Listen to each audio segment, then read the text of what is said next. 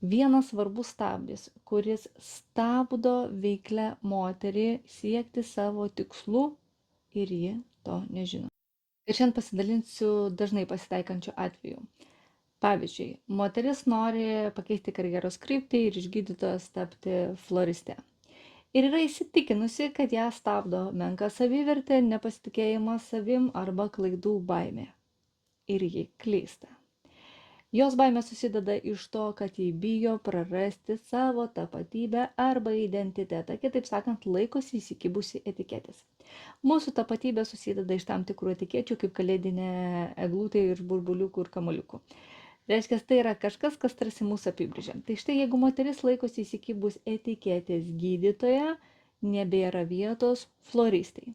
Ji nepaleidžia senos etiketės. Ir tokiu būdu sukuria savo vidinę prieštarą, ką aš vadinu vidiniu konfliktu. Noriu išmokti naujų dalykų, bet senų nepaleidžiu.